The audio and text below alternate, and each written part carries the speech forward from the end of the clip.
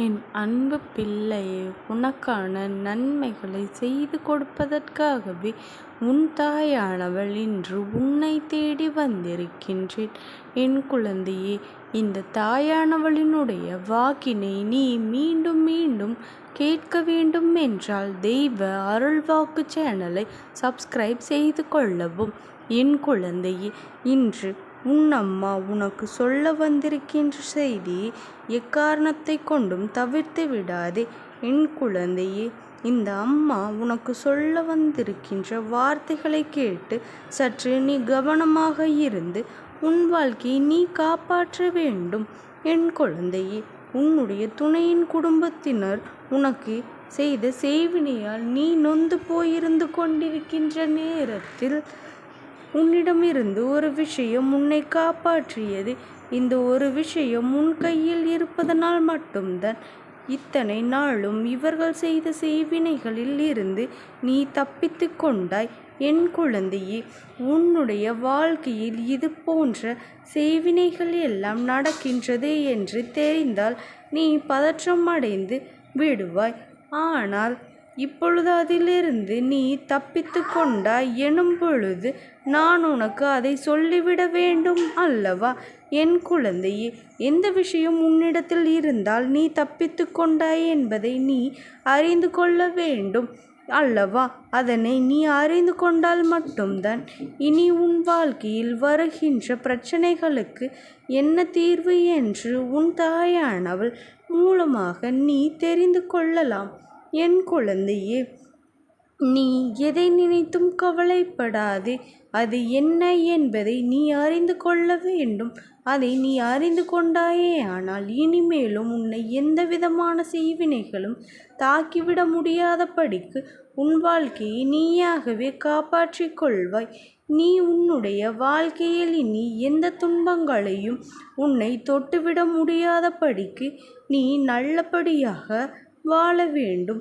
இப்பொழுது எந்த ஒரு விஷயம் உன் கைகளில் இருக்கின்றதோ அதை எப்பொழுதுமே உன்னுடைய கைகளிலேயே நீ வைத்து கொண்டாலே போதும். நிச்சயமாக உனக்கு சந்தோஷமான வாழ்க்கையை உன்னால் மீட்டெடுக்க முடியும்.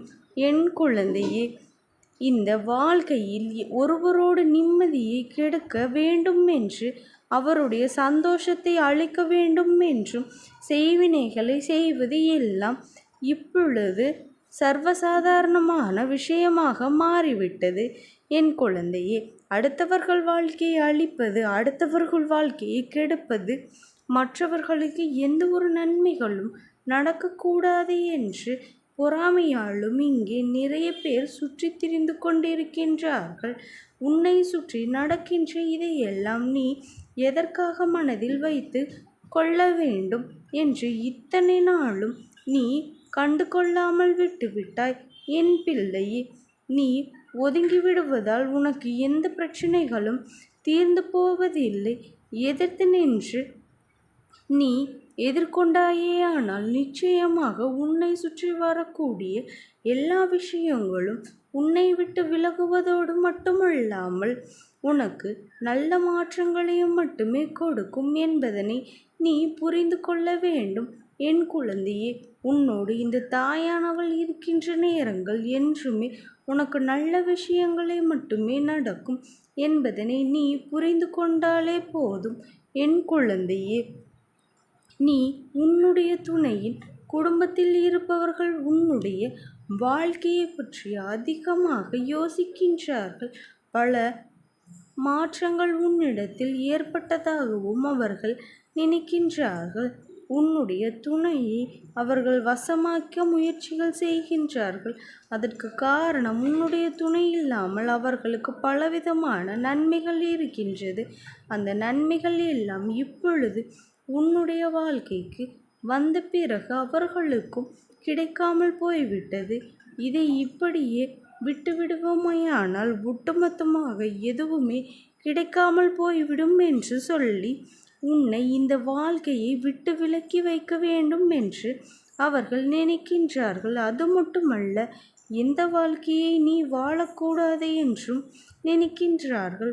என் குழந்தையே, இவர்கள் செய்கின்ற விஷயங்கள் என்னவென்று நிச்சயமாக நீ தெரிந்து கொள்ள வேண்டும் அல்லவா? இந்த வாழ்க்கை உனக்கு கொடுக்கின்ற விஷயங்கள் எல்லாமுமே சர்வ நிச்சயமாக நீ பெற்றுக்கொள்ள வேண்டும் என் குழந்தையே. ஆனால் நமக்கு நன்றாக பழக்கம் உள்ளவர்கள், நமக்கு வேண்டியவர்களோ இதையெல்லாம் எதிர்பாராமல் செய்யும் பொழுது அந்த தீவினைகளை எல்லாம் நாம் கடந்து வர வேண்டும் அல்லவா? அதனால் நமக்கு எந்த விதமான பாதிப்புகளும் ஏற்படக்கூடாது. இதுவரை இந்த வாழ்க்கையில் எல்லாவற்றையும் நீ ஏற்றுக்கொண்டது போலதான் பல இன்னல்களையும் பல சோதனைகளையும் நீ கடந்து வந்து கொண்டிருக்கின்றாய். எத்தனை பிரச்சனைகள் தான் நாமும் சமாளிப்பதே என்றும் இவர்களுக்கு அமைதியாக இருக்காமல் தொடர்ந்து நமக்கு துன்பங்களையே கொடுத்து கொண்டிருக்கின்றார்கள் என்று நீ வேதனைப்படுகின்றாய் அல்லவா? இவர்களுக்கு எதையுமே செய்யக்கூடாது என்று நீயாக பொறுமையோடு இருந்தாலும் அவர்கள் அப்படி நினைப்பது இல்லை. தெரியாமல் ஒரு விஷயத்தை செய்வதற்கும் தெரிந்தே ஒரு விஷயத்தை செய்வதற்கும் வித்தியாசங்கள் இருக்கின்றன என்று இவர்கள் ஒவ்வொரு விஷயத்தையுமே உனக்கு செய்யும் பொழுது உன்னால் அதை வெளிப்படையாகவே உணர முடிந்தது.